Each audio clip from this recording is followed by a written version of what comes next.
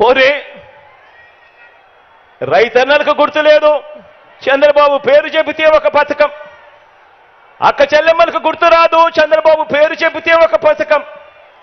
చదువుకుంటున్న పిల్లలకు గుర్తుకు రాదు, చంద్రబాబు పేరు చెబితే కనీసం ఒక్కటంటే ఒక్క పథకం. పోనీ చంద్రబాబు పేరు చెబితే కనీసం అవ్వా తాతలకైనా కూడా మమ్మల్ని బాగా చూసుకున్నాడు, మా పెన్షన్ మా ఇంటికే పంపాడని చెప్పుకునే పరిస్థితి అయినా కూడా కనీసం ఉందా అని అడుగుతా ఉన్నాను. ఇలా రెండు చేతుల పైకి ఇలా ఇలా ఇలా ఇలా ఇలా ఇలా ఇలా ఇలా ఇలా ఇలా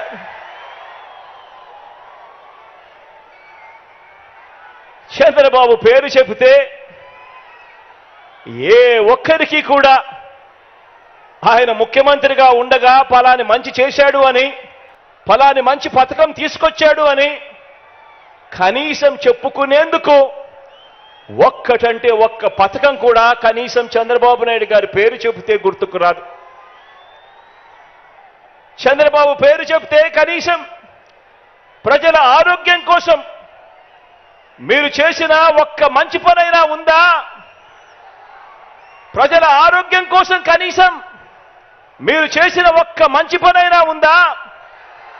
ప్రజల ఆరోగ్యం కోసం కనీసం తెచ్చిన ఒక్క స్కీమ్ అయినా ఉందా అని అడుగుతా ఉన్నాను.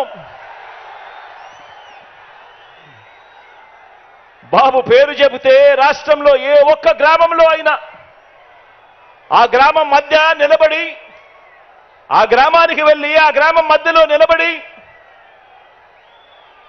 మీరు ఏర్పాటు చేసిన పరిపాలనా వ్యవస్థ,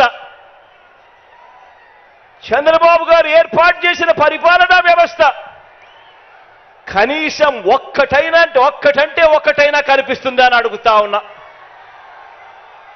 ఆ గ్రామంలో కనీసం బాగుపడిన స్కూళ్ళైనా ఉన్నాయా అని అడుగుతా ఉన్నాను. ఆ గ్రామంలో కనీసం బాగుపడిన హాస్పిటళ్ళైనా ఉన్నాయా అని అడుగుతా ఉన్నాను.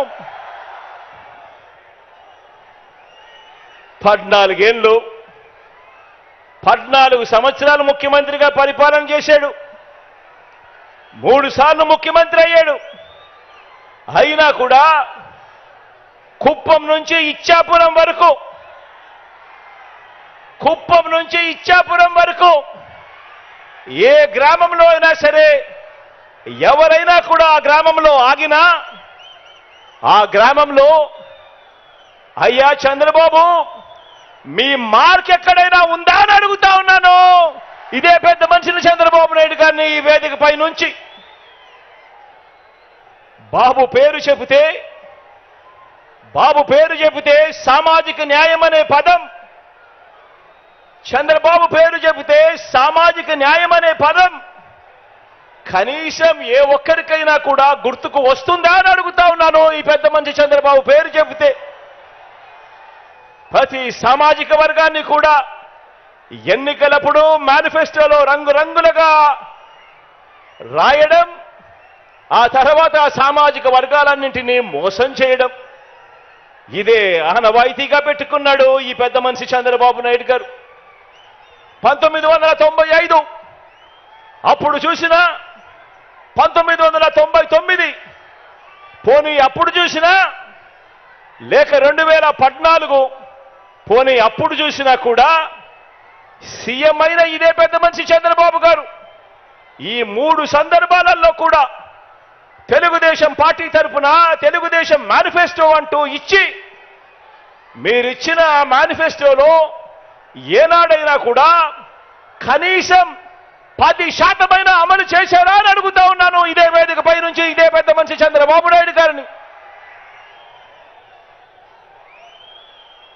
గతం ప్రజలకు గుర్తుండదు అన్న నమ్మకంతో ఇప్పుడు మరోసారి అలాంటి అబద్ధాలు, అలాంటి మోసాలు, మరో మేనిఫెస్టో పట్టుకొని బంగారు కడియం ఇస్తానని ఊబులోకి దింపి మనుషులను తినేసే కథ ఆ పులి మాదిరిగా ఈరోజు ఎర చూపిస్తా ఉన్నాడు ఈ పెద్ద మనిషి చంద్రబాబు నాయుడు గారు.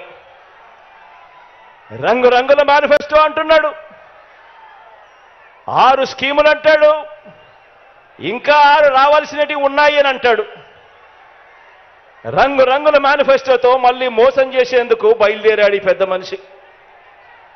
నిజంగా చంద్రబాబు నాయుడు గారి మనస్తత్వం ఎలాంటిది అనంటే, చేసేది ఎలాగో మోసమే కాబట్టి అబద్ధాలు చెప్పేటప్పుడు బాబు దారిద్ర్యం ఎందుకు అన్నది బాబు నైజం. ఎలాగూ చేసేది లేదు, ఎలాగూ చెప్పేది అబద్ధాలు, ఎలాగూ చేసేది మోసమే కాబట్టి ఇక ఎలాగో మోసమే చేస్తా ఉన్నప్పుడు ఇక నోటికి కట్టడి ఎందుకు, అబద్ధాలు చెప్పేటప్పుడు బాబు దారిద్ర్యం ఎందుకు అన్నది బాబు నైజం.